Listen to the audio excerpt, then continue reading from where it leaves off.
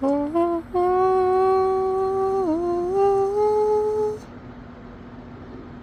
it.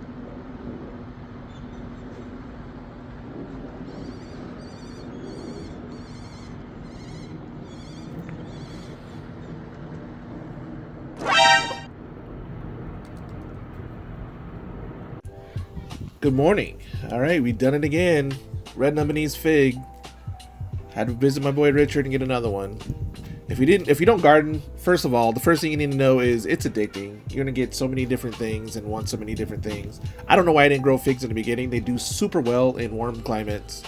But you're probably here because you want to grow figs, you want information. I'm gonna give you the full 101 on this. The first thing you want to do is check out your location. Figs really don't need a chill hour requirement, but they do need warmth. Are you in a rainy climate? Are you a hot climate? Or are you a cold climate? Figs like the sun and figs like it hot. All right, so we go to our nursery or we go online and we look for something that is within our zone. So we're zone 9, so this is kind of perfect for here. This means it can get a little bit cold and it can also go over. So I always try to find something that's in before my number and after my number. If you can find a little sweet spot, if you're in a sweet spot, you're great. If your number is something like this, and maybe this makes me think, not that it can't handle here, but maybe it's gonna need some sort of protection a little bit. I'm at the extreme of one end, and this could be the same if this said like 9 to 12. You want to find a sweet spot, or at very least, you want it to be within your zone. You're also going to want to make sure that your figs are closed-eyed. There's closed-eyed and there's open-eyed. In general, I think you should go with closed-eyed. Closed eyes are going to be more disease-resistant and pest-resistant. If you're in a place that rains a lot, then you're definitely going to want a closed eye in general. And you're also going to want to make sure that you don't require like a fig wasp or anything like that. Those are generally going to be in open-eyed varieties as well. You want the self-fertile, easy peasy, lemon squeezy type of figs. And frankly, I find it disturbing, the whole process of fig wasping. I mean, look at this. Look at it. And then you want to choose a pot size. The bigger the better, technically. I mean, it depends on your soil, how heavy your soil is, depending on if you can move the pot. I've seen people do these in as small as like 5 gallon. I wouldn't go too much lower than that. If you're in a zone not growing sunflowers, why not? It's kind of like bamboo. So what I do is every season I collect my sunflower stalks, and I'm going to put some of this in the bottom of the pot to take up some space so I don't have to fill it up so much. And this stuff doesn't really break down, and when it does, it breaks down over time, and worms love it. So this is like a 25 gallon or 30 gallon, I'm not sure, and this is how much I put in the bottom of it, and then I fill the rest up with soil. Worms and bugs will eat the bottom of this. It will live in this. It works so much better. Check out my lavender. And we're just gonna fill this up with soil that I make. If you're making your own soil, you can make it light. It doesn't need to be heavy. Fine tune your own soil. If you're in a zone where you need to move your pots around a lot, then make it lighter. Add more of these lighter bits instead of sand and decomposed granite. Maybe you put more perlite in there or something of that nature. You got to kind of figure out your zone and make your own mix. And then that way you can move them around in your yard. Alright, what step am I on? Step 3? 4? Well, on this step, what we're going to do is remove everything off of the top so we can get to the roots. I know Richard has the same kind of philosophies on soil as I do, so I'm expecting these to look really nice. But I'm going to take off, generally, if you have like mulch or anything that's going to break down, I remove that from the top. And like I said, I make my own soil. I'm going to try to leave a video for that at the end if you like, but when you're making your own soil, I don't like to have anything dead in my soil. I've noticed a lot of people use smaller pots, and that's because they have decomposing matter in their soil, which can suffocate your roots. That guy. And pro tip, bang on the sides. This is how you can remove your things from your pots a little bit better. Let's get this guy in the pot.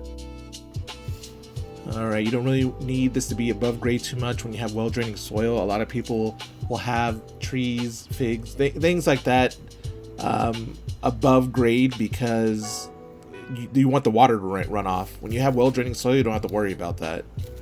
Right now I'm just looking at the root system, and It's going around a little bit, so I'm just going to loosen up the roots a bit. Realistically, you could be rough with these. I mean, you be gentle, of course. Be gentle. But it's not as bad as what people think. Like, you're not going to destroy your plant when you're removing some of the soil. Like I said, Richard, the guy that I bought these from, I'll try to leave a link in the comments. He takes good care of his stuff, and he adds a lot of... He has the same philosophies on soil, so I'm not going to see a bunch of roots. If you buy this from like a nursery, I would immediately do this so that you can get all the wood and things like that off of your roots. All right, that's about right. You want to give enough space for feeding. We're going to be mulching the top with compost. What that's going to do is going to give it some feed, as well as it's going to protect it from the heat. This is a little bit high. I want a couple inches to be lower, so we're going to dig a hole a little bit lower. I want to leave at least 2 to 3 inches for mulching. 3 to 4 inches for mulching and feeding. And if you're new to my channel and you haven't seen what I do with my soil when I'm making it, this soil isn't going to degrade. Like, if you have a bunch of decaying matter in here, not only is it going to break down and potentially kill and suffocate your plant, but also this doesn't break down, so you're not worried about your soil falling a lot. Like, this soil is going to last for 10 years. I don't want to keep coming out here and changing things. Alright, so this is what we're kind of looking like. About 3 or 4 inches off the top. And then this gives me enough space to put in food and whatnot.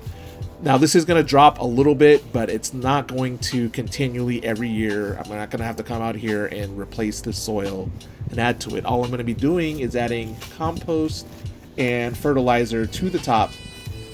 Generally, you want to use like a well-balanced fertilizer, slow release.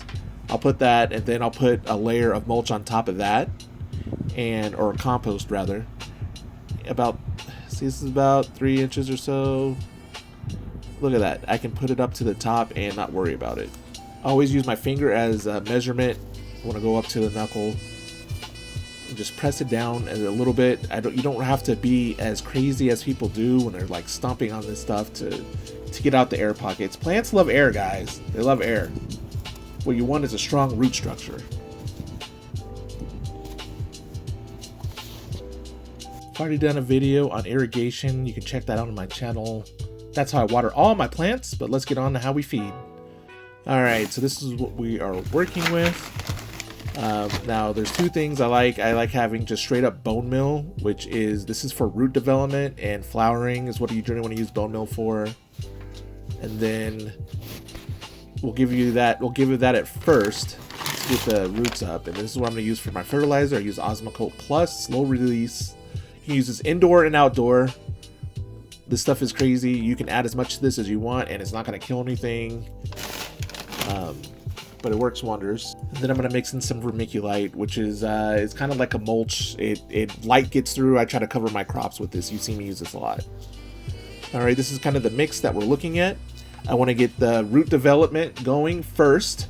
Nitrogen is for above ground. NP is for below ground. So NPK. K is for the overall health. And I kind of mix this, and then I'm just going to pour this over the top of the soil. I want to get the roots going first, and then we're going to go for foliage later, and then we're going to go for overall, let's just get everything fruiting. I don't know why I haven't done this before in this zone. Like, there's so many different types of figs. There's honey figs, there's, fruiting figs, there's fruits that taste like strawberries, there's figs that taste like, peaches. You can kind of have the all-in-one with figs, and I didn't do that here before. I don't know why. Fig Newtons ruined it for me, I think, as a kid. I never thought that I would like figs, but what we're going to do is start getting fig varieties here. They do well here. You just really want to start with finding what works in your zone and going for that instead of sitting up here and trying to have so many different things. I could probably have a bunch of figs. I'm starting to understand why people have so many figs. I can have like 15 different figs, and they do well here, and then I don't have to worry about some of the other things that you have to worry about with having other trees like berries and peaches and all that sort of thing. This is what we're looking like. I don't really use mulch anymore. For the most part, I use compost. This is generally what I use. Chicken manure and the scroll mulch. I don't have it on my roots. You want this above ground. And this is what I'm going to fill out that top layer with. Now, if you have younger trees and you're worried about the heat, because this is black and sun attracts black, heat, you can get mulch, and that's going to reflect. You got to think about the coloring as well. But figs like heat, so I use this on most of the things these days. We're just going to apply that to that upper inch. And this is what we're looking like. 50-50 mix of this. Again, you do not want to grow your roots in it. So look at this wood. This is going to break down, guys. It's going to lower your soil level. It's going to suffocate your roots. Like, put this on the top. You don't want all this on your roots. 99% of people that have issues, it's because, well, it's either the soil or the watering. It's always that, generally. If you have, even in this heat, you'll see, or check out my earlier videos, things will thrive here when they're getting what they need. You want your tree to be healthy. A healthy tree can handle some of these high heats. A healthy tree can handle some of these diseases and resist and things or whatnot. A healthy tree start with good health. It's just like plants are so similar to people. It's crazy. Like, a healthy person's gonna handle getting sick and recovering a lot better than somebody that's already sickly. So be nice to your plants and your trees. Be nice to people. Be nice. There's some people are struggling. It's hot. People. We're in a hard time right now. People are just angry. Let's be nicer to one each other.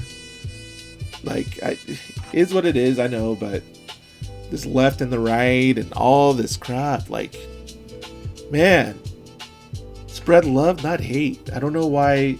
Like, people just go out of their way to just be rude to people. And it's a cycle. You get someone's rude to you, then you're rude to somebody else, and then that person's rude to somebody else. It's like a butterfly effect. We need to come together and not come apart. You gotta love each other. I digress. This is what we're looking like. Pat it in a little bit. Bonus tip, if you're in a cold area, get bricks. Things like this. These will absorb heat. Little science for education for you.